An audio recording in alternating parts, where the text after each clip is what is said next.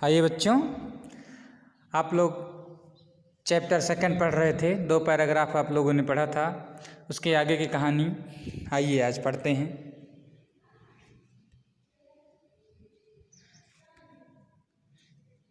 Thing from my property. पीछे बताया गया आप लोगों को कि जो व्यापारी था वो दुविधा में पड़ा हुआ था कि उसका लड़का बाहर है और वह बहुत बीमार है और उसे यह आभास हो गया था कि उसको मरना जल्दी है और उसके घर में केवल एक ही नौकर था। तो उसने सोचा कि पता नहीं यह हमारी प्रॉपर्टी के मेरी प्रॉपर्टी का मेरी संपत्ति का देखभाल करेगा कि नहीं करेगा मेरे लड़के के लिए। तो इस दुविधा में था, तो इसलिए उसने सोचा एक इच्छा पत्र बनाया। इच्छा पत्र में उसने सारी संपत्ति अपने नौकर के नाम कर दी। ऐसा उसने किया था और एक नीचे उसने दिया था कि कुछ भी इसमें जो मेरी संपत्ति का जो कुछ है वो सब जो है वो मेरे लड़के का, अपने लड़के के लिए लिखा था उसने कि क्या कहते हैं, अपने नौकर को सब कुछ दिया उसने।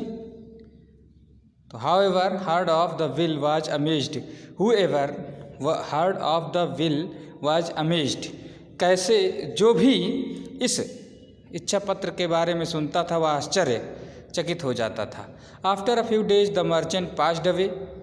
कुछ दिनों के बाद द मर्चेंट पास्ड अवे, व्यापारी गुजर गया यानी मर गया। The merchant passed away.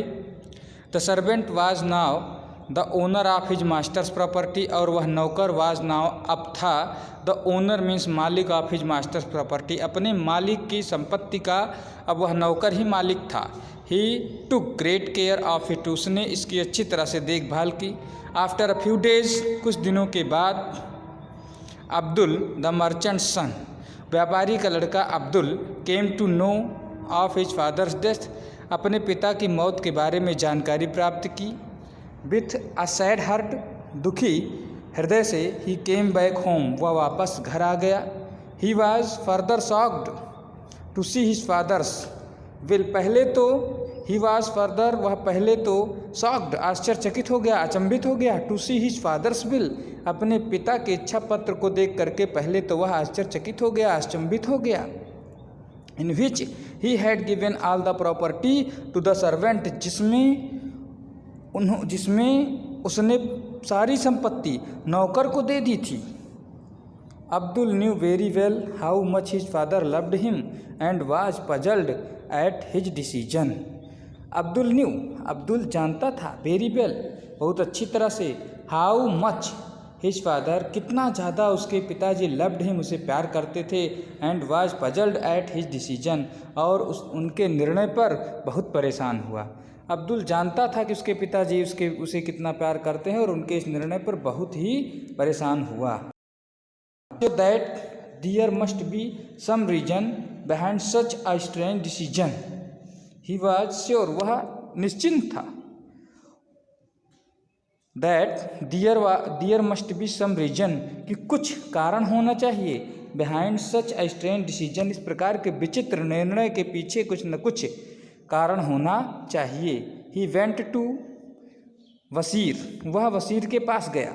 A wise man and his father's friend, एक बुद्धिमान आदमी और उसके पिता का मित्र वसीर के पास वह गया।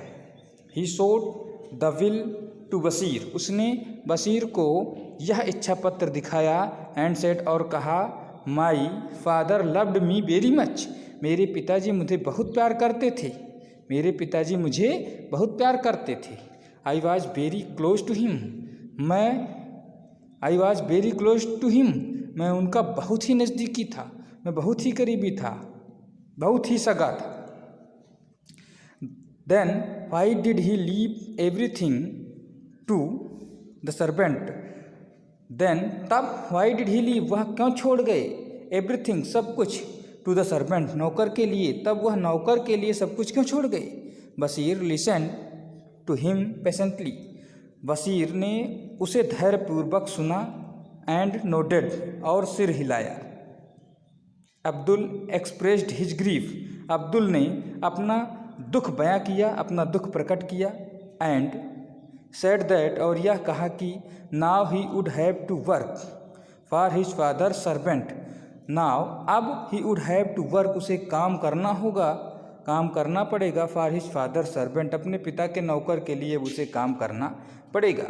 Wasir took the will from his hand, Wasir ने टुक द विल, इच्छा पत्र को लिया, फ्रॉम हिज हैंड्स, उसके हाथों से इच्छा पत्र को लिया, हैड अ क्लोज लुक, और बहुत ही क्लोज लुक, सूक्ष्म रूप से उसने निगाह डाली, बहुत ही अच्छी तरह से निगाह डाली, करीब से निगाह डाली, एट इट, इस पर, एंड रीड इट केयरफुल्ली, और इसको ध्यानपूर्वक पढ़ा। Your father loved you dearly, तुम्हारे पिता तुमको दिल से प्यार करते थे। He had thought wisely before making his will, उन्होंने बहुत बुद्धिमानी पूर्वक सोचा, बिफोर मेकिंग हिज विल, अपनी इच्छा पत्र को बनाने के पहले उन्होंने बुद्धिमानी पूर्वक सोचा था।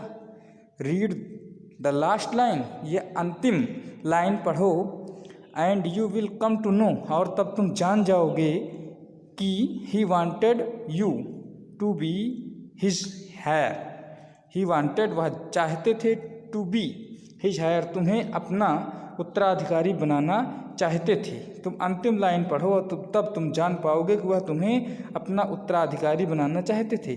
वसीर से, वसीर ने ऐसा कहा।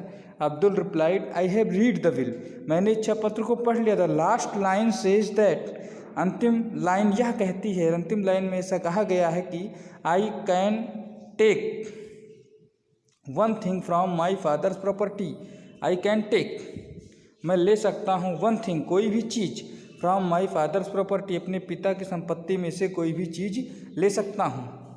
As per the law of land, और ज़मीन के नियम के मुताबिक, as per law of the land, ज़मीन के नियम के अनुसार, सेड वसीर, वसीर ने कहा, the master has full right, the master has full right, मालिक का पूरा अधिकार होता है, ओवर द प्रॉपर्टी, पूरी संपत्ति पर, of the servant, property of the servant, मालिक का नौकर की संपत्ति पर पूरा अधिकार होता है।